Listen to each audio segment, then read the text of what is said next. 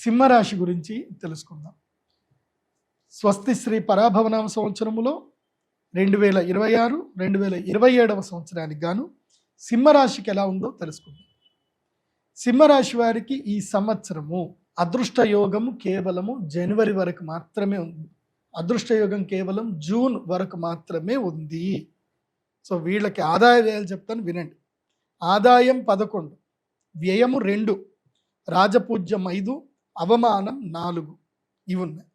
కాబట్టి ఆదాయం 11 ఉంది. కాబట్టి మీకు ఆదాయం ఎప్పటిదాకా ఉంటుందంటే జూన్ 3వ తారీఖు వరకు మీకు మంచి ఆదాయం ఉంటుంది. కాబట్టి సింహరాశి వారికి చెప్పేది ఏంటంటే కనుక జూన్ 3వ తారీఖు వరకు మీకు గురుగ్రహము ఏకాదశ స్థానంలో ఉండి మంచి ఆదాయాన్ని ఇస్తాడు.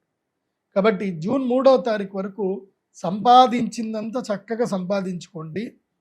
తరువాత అప్పులు మొత్తం తీర్చేయమని చెప్తాను.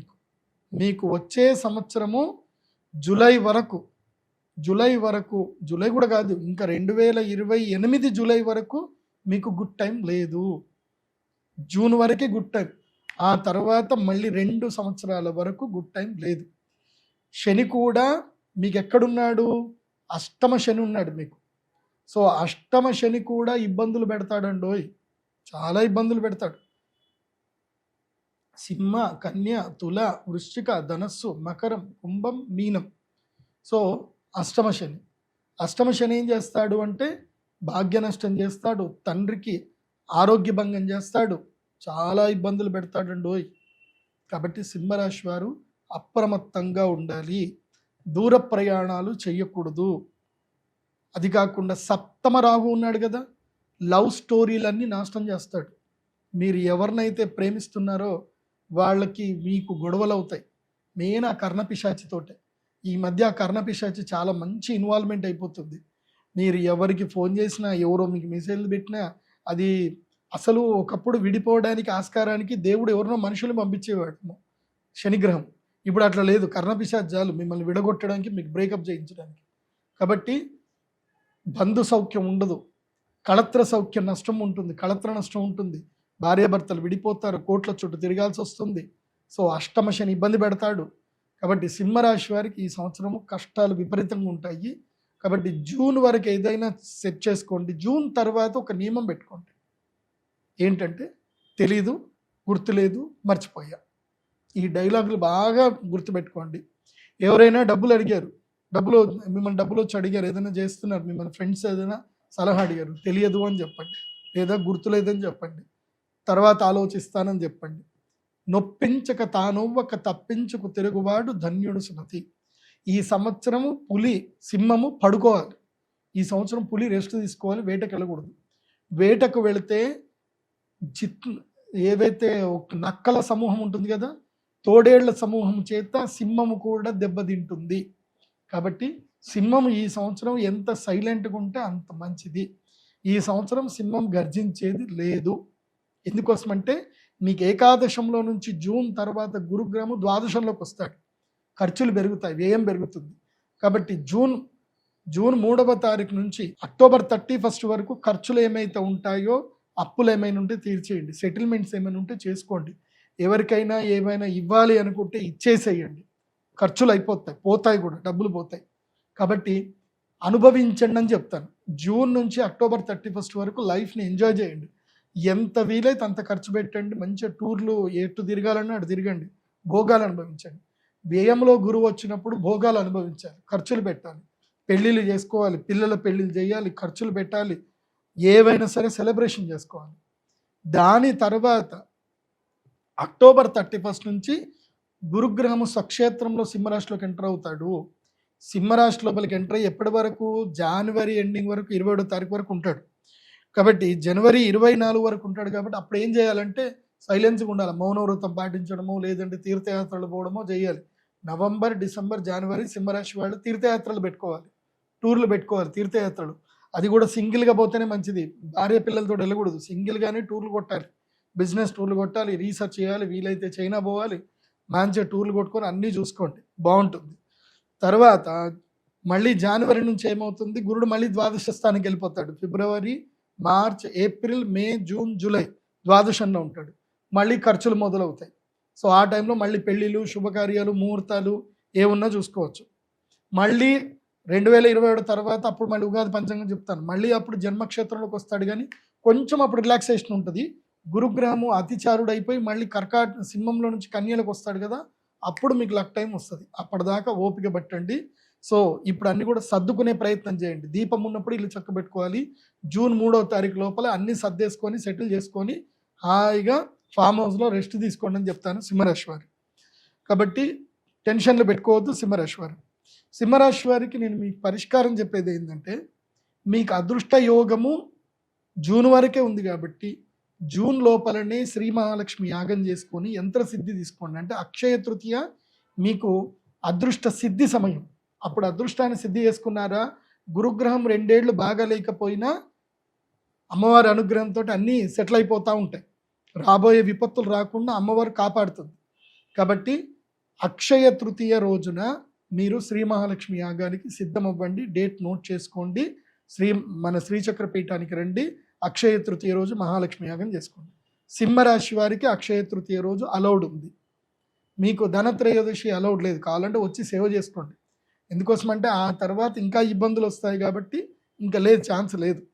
ఈ అక్షయ తృతీయకే ఛాన్స్. లేదంటే మళ్ళీ వచ్చే సంవత్సరం అక్షయ తృతీయకైనా యాగం చేసుకోండి. ఎందుకోసమంటే వచ్చే సంవత్సరము మీకు గోదావరి పుష్కరాలు ప్రారంభమైన తర్వాత గురుడు మారినప్పుడు మీకు యోగం మళ్ళీ ప్రారంభం అవుతుంది. కాబట్టి అక్షయ తృతీయ రోజు మహాలక్ష్మి యాగం చేసుకుంటే 2 ఏళ్ళు మీకు ప్రొటెక్షన్ కన్ఫర్మ్గా ఉంటుంది.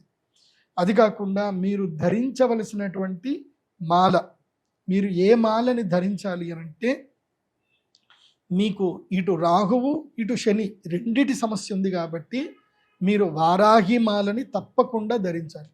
వారాహి మాలను సింహరాశి వారు తప్పకుండా మెడలో ధరించాలి. అదేవిధంగా విశేషమైనటువంటి శ్రీమూష్ణం భూవరాహ క్షేత్రం ఉంటుంది. శ్రీమూష్ణం వెళ్ళాలి. ముఖ్యంగా సింహరాశిలో ఉండి వ్యాపారాలు చేసేటువంటి వాళ్ళు శ్రీమూష్ణం వెళ్ళండి. అక్కడ భూవరాహ క్షేత్రాన్ని స్వామివారిని దర్శనం చేసుకోండి. అట్లాగే అక్కడి నుంచి దగ్గరలో అన్నీ ఉంటాయి. ఏవైతే పుణ్యక్షేత్రాలు ఉంటాయో శ్రీరంగం వెళ్ళండి, చిదంబరం వెళ్ళండి, అలా అన్ని దర్శనం చేసుకొని రండి. ఒక 7 days టూర్ పెట్టుకోండి. ఎప్పుడు మన అక్షయ తృతీయ తర్వాత పెట్టుకోండి ఆ టూర్లు. సో గురుడు ఎట్లా మారుతాడు కాబట్టి అప్పుడు టూర్లు పెట్టుకుంటే నడుస్తుంది. లేదంటే డిసెంబర్లో ఎట్లా తీర్థయాత్రలు చెప్పాను కాబట్టి డిసెంబర్లో అయినా సరే పెట్టుకోండి, బాగుంటుంది. ఈ సంవత్సరము సింహరాశి వారు చేయకూడని పనులు ఏంటంటే అప్పులు చేయకూడదు.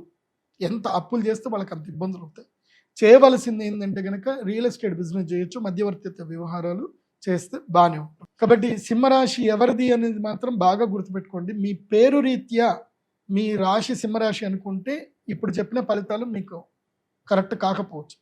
మీరు ఏ టైంలో పుట్టారో ఆ టైం ద్వారా, పుట్టిన date of birth, time, place ద్వారా మాత్రమే మీ ఒరిజినల్ రాశి అనేది నక్షత్రం తెలుస్తుంది.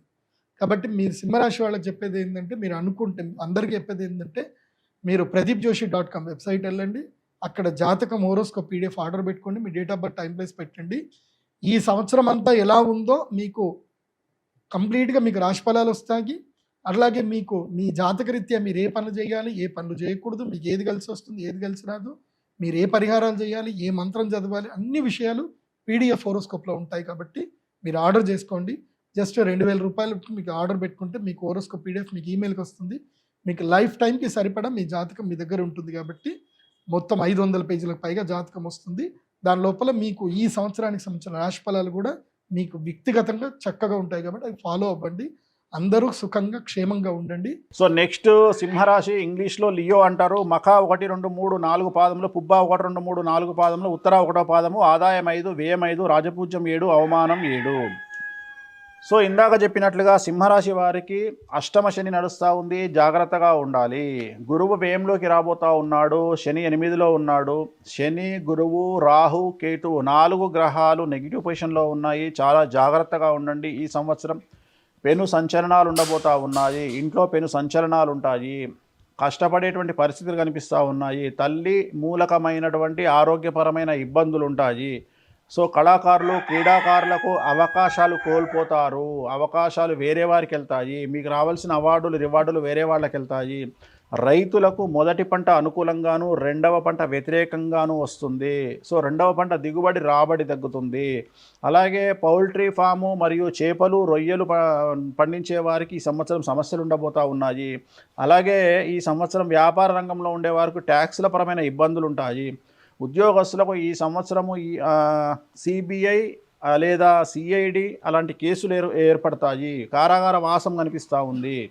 అలాగే కాంట్రాక్టర్లకు ఈడీ పరమైన ఇబ్బందులు ఉంటాయి. స్త్రీలకు ఈ సంవత్సరం భార్యాభర్తల మధ్యన గొడవలు లేదా ప్రేమికుల మధ్యన గొడవలు ఎడబాటు అనేటువంటిది కనిపిస్తూ ఉంది.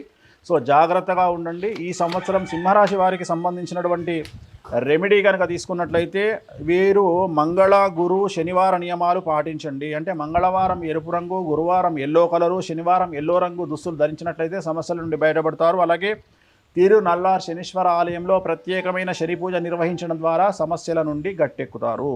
సింహరాశి వారికి ఈ సంవత్సరం ఆదాయం 5, వ్యయం 5, రాజ్యపూజ్యం 7, అవమానం 7 అన్నీ సమానంగానే ఉన్నాయి. ఈ సంవత్సరంలో గ్రహస్థితిని కనుక పరిశీలనం చేస్తే, ఎందుకంటే ఇప్పుడు మార్చి నెలలో గ్రహణం ఏర్పడ్డటువంటి రాశి సింహరాశి, పుబ్బా నక్షత్రంలో గ్రహణం ఏర్పడినటువంటి రాశి. ఆ గ్రహణం తాలూకు ఫలితం కొంతకాలం ఉంటుంది. తదుపరి ఈ రాశి వారికి ఈ పంచగ్రహ కూటములు లేదా ఈ చతుర్గ్రహ కూటములు ఎక్కువగా 6, 7, 8 స్థానాల్లోని ఏర్పడుతూ ఉన్నాయి. అది దృష్టిలో పెట్టుకోవాలి. ఏకస్మిన్ వత్సరే జీవే రాశి త్రయముపాగతే, ఈ సంవత్సరంలో 3 రాశుల్లో సంచరిస్తూ ఉన్నటువంటి గురువు ఫలితాన్ని దృష్టిలో పెట్టుకోవాలి. ప్రధానమైనటువంటి దోషము అష్టమ శనిని దృష్టిలో పెట్టుకోవాలి. అంటే మిగతా గ్రహాలు ఎంత ఏడిపించినా ఏడిపించకపోయినా అష్టమంలో మాత్రం శనేశ్వరుడు చాలా ఇబ్బంది పెడతారు. ఇంక మిగతా రాహు, అంటే ఈ సంవత్సరంలో ప్రధానంగా వీరికి యోగించేటువంటిది రాహువు. 7వ స్థానంలో ఉన్నటువంటి రాహువు ఆయన 6వ స్థానానికి వెళ్ళిపోతారు. ఎప్పుడు? డిసెంబర్ నెలలో. ఇది చాలా గొప్ప మార్పు. అంటే ఈ సంవత్సరం మొత్తం మీద వీరికి ఏదైనా మంచి జరిగేది ఉంది అంటే అది రాహు యొక్క మార్పు మాత్రమే. ఇంకోటి ఏంటి, సంవత్సరం ప్రారంభంలో అనగా ఈ మార్చి 19వ తారీఖు ఉగాది దగ్గర నుండి జూన్ 2వ తారీఖు వరకు గురుడు లాభస్థాన స్థిత గ్రహంగా ఉంటారు. అంటే గురుబలం ఉంటుంది. తర్వాత డిసెంబర్ నెలలో రాహు 6వ స్థానానికి వెళ్ళిపోతారు. అక్కడి నుండి సంవత్సరం చివరి వరకు రాహు బలం ఉంటుంది. ఈ 2 ఫేజుల్లోనూ గురువు రాహువు 2 కూడా యోగించేటువంటి గ్రహాలే. మధ్యలో ఉండేటువంటి కాలం జాగ్రత్తగా ఉండాలి. జూన్ 2వ తారీఖు దగ్గర నుండి డిసెంబర్ నెల వరకు, అంటే ఆల్మోస్ట్ ఒక 5 నెలల కాలం పాటు ఈ రాశి వారు జాగ్రత్తగా ఉండాలి. ఏ విధంగా అంటే, ఉదాహరణకి గురుడు చూస్తే వ్యయస్థానంలో ఉన్నారు, రాహువు సప్తమంలో ఉన్నారు, అష్టమంలో శని ఉన్నారు. నానా కార్య విరోధస్య వ్యాధిపీడా ధనక్షయం అపమృత్యుర్భయ ప్రాప్తి అన్నాడు. శనేశ్వరుడు ఎలా ఇబ్బంది పెడతారు అష్టమ స్థానంలో అంటే, ఏదైనా జరిగిపోతుందేమో అనేటువంటి మానసిక భయానికి కారకుడు. అలాగే నానా కార్య విరోధస్య, ఏ పని ముందుకు సాగనివ్వడం. ఏదైనా వచ్చిన రిజిస్ట్రేషన్ అనుకున్నా అది 10 రోజులు 15 రోజులు నెలల తరబడి వెనక్కి వెళ్ళిపోతూనే ఉంటుంది.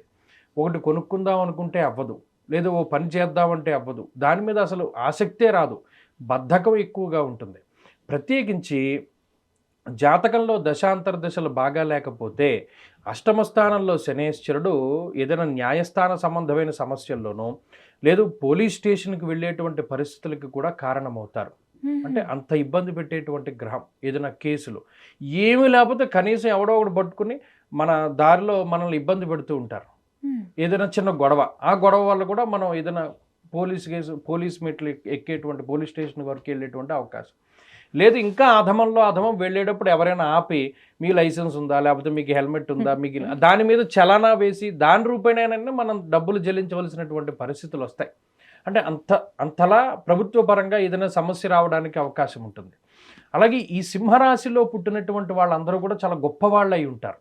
వాళ్ళందరూ కూడా చాలా తెలివైనటువంటి వారు, మొండి పట్టుదల ఉన్నటువంటి వారు, జీవితంలో ఎవడి కింద పని చేయడానికి ఇష్టం లేనటువంటి వారు, స్వతంత్ర భావాలు అధికంగా ఉన్నటువంటి వారు, నాయకులు ప్రత్యేకించి, అలాగే ఫ్రీలాన్సింగ్ చేసేటువంటి వారు, ఎక్కువ ఉద్యోగాల్ని క్రియేట్ చేసేటువంటి వారు, వీరందరూ సింహరాశిలో పుడతారు. వీళ్ళందరూ కూడా కొంచెం జాగ్రత్తగానే ఉండాలి. ఈ సంవత్సరం జూన్ నుండి డిసెంబర్ మధ్య వరకే, 5 నెలలు మాత్రమే, మిగతాదంతా బాగానే ఉంటుంది. ఇంకా ఏంటి, ఈ అష్టమంలో ఉండేటువంటి శనేశ్వరుడు ఏదో ఒక హెల్త్ ప్రాబ్లమ్ని ఇస్తూ ఉంటాడు. చిన్నవే, కానీ వాటి వల్ల మన డైలీ రొటీన్ అంతా కూడా పాడైపోతూ ఉంటుంది. వాళ్ళు చేయవలసిన పని, ఇది వచ్చింది కాబట్టి తలకాయ పోటుగా ఉంది, లేకపోతే జ్వరం వచ్చింది, లేదా ఏదో దగ్గు వచ్చింది, లేకపోతే ఇంకోటి ఏదో వచ్చిందని వాయిదా వేసేటువంటి విధంగా ఇవాళ చేయవలసిన దాన్ని రేపటికి, రేపు చేయవలసిన దాన్ని ఎల్లుండికి. ఇంకోటి ఏంటంటే వీళ్ళ దగ్గర టైం సెన్స్ అన్నది చాలా తక్కువగా ఉంటుంది. ఎందుకంటే ఆ టైంకి అక్కడికి వెళ్ళడానికి గ్రహస్థితి సహకరించదు. ఇవన్నీ బాగానే ఉన్నాయి, మనం 10ంటికి వెళ్ళాలి అంటే పొద్దున్న 4ంటికి లేచి రెడీ అయ్యి బయటికి వెళ్ళాం అనుకుంటే ఏదో ఒక ట్రాఫిక్ జామ్లో 2 గంటలు ఉండిపోతాడు, లేట్ అయిపోతుంది. అంటే వీరి వెంపు అన్నీ పర్ఫెక్ట్గా ఉన్నా కాలం అనేటువంటిది సరిగ్గా లేనప్పుడు అరటిపండు తిన్నా పన్నీరిగిపోతుంది అన్నాడు. దాన్ని మనకి ఏం రీజన్ ఏముండదు.